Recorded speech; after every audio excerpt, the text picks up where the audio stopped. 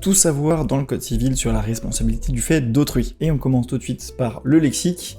Et là, je vous invite à surligner en orange, fait d'autrui. Vous le voyez, c'est sous l'article 1242, jurisprudence 97 et suivante. Si on regarde plus particulièrement sous l'article 1242, vous voyez, vous avez un grand 2, responsabilité du fait d'autrui, avec un A, responsabilité générale du fait d'autrui, et un B, responsabilité spéciale. Ce qui vous intéresse peut-être le plus, c'est les responsabilités spéciales du fait d'autrui, avec le 1, responsabilité des pères et mères, et le 2, responsabilité des commettants. Je vais commencer dans l'ordre par la responsabilité générale du fait d'autrui. Vous avez le principe selon lequel une association peut être responsable du fait d'autrui, et c'est notamment le fameux arrêt Blick de l'Assemblée plénière de 1991. En dessous, vous avez bien marqué nature de la responsabilité, responsabilité de plein droit, les associations ne peuvent pas s'exonérer en démontrant qu'elles n'ont pas commis de faute. En dessous, vous avez les conditions relatives aux faits dommageables. La plupart des arrêts requièrent l'exigence d'une faute de la part de l'autrui, de la personne dont l'association est responsable. En dessous, je vous invite à surligner association de loisirs, association sportive, également mineurs pris en charge par une décision de l'autorité publique. Pour ce qui est des décisions écartant la responsabilité générale du fait d'autrui, il y avait marqué ici, les associations de chasse n'ont pas à répondre de leurs adhérents. Et pour ce qui est des mineurs ayant un administrateur légal ou un tuteur, le tuteur ou l'administrateur légal ne sont pas responsables, il ne s'ensuit pas que le tuteur ou l'administrateur est responsable. Pour les grands-parents, pareil, les grands-parents, la responsabilité des grands-parents ne peut pas être engagée sur le fondement du principe de responsabilité générale du fait d'autrui. Et il en va de même, enfin, pour les syndicats, absence de responsabilité d'un syndicat. Passons maintenant aux responsabilités spéciales, et en particulier à la responsabilité des pères et mères. Il est possible de cumuler la responsabilité du mineur pour faute avec la responsabilité des pères et mères du fait de leur enfant. Pour ce qui est des conditions relatives aux mineurs, auteurs du fait dommageable, vous avez l'arrêt Fullenwart tout d'abord, ici CAS Assemblée plénière 9 mai 1984, qui vous dit que la responsabilité est déclenchée du seul fait dommageable de l'enfant. Il n'y a pas besoin de prouver une faute de la part de l'enfant, de l'autrui. C'est ici le seul régime de responsabilité, la responsabilité du fait des pères et mères, où il n'y a pas besoin de prouver une faute de l'autrui. Et vous avez ensuite, donc après l'arrêt Fullenwart, vous avez l'arrêt Levert de 2001, du 10 mai 2001. Ensuite, concernant les conditions relatives aux pères et mères, alors sur ce point, votre code a probablement changé, mais ce qui n'a pas changé, c'est qu'il faut l'autorité parentale. Ensuite, je vous inviterai à regarder, c'est fait différemment, mais en matière de cohabitation, il n'y a plus nécessité de prouver un lien de cohabitation.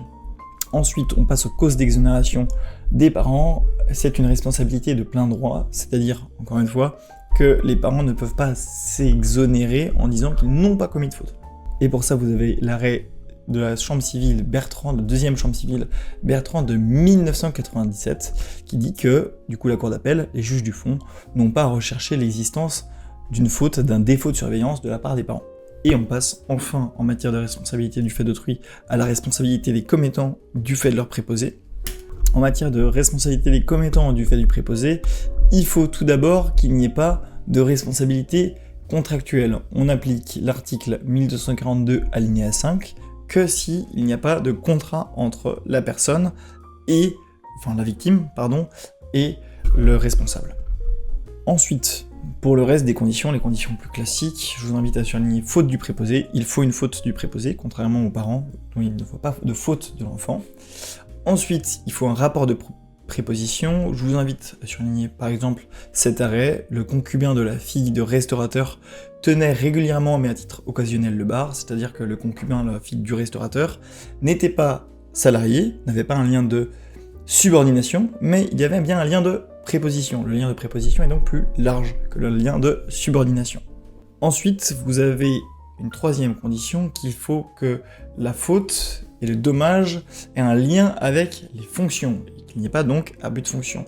Ici, 3 conditions cumulatives sont nécessaires, qu'il ait agi hors des fonctions, c'est-à-dire hors de ses lieux et temps de travail, sans autorisation et à des fins étrangères à ses attributions. Vous avez l'arrêt de la Cour de cassation de l'Assemblée plénière du 19 mai 1988.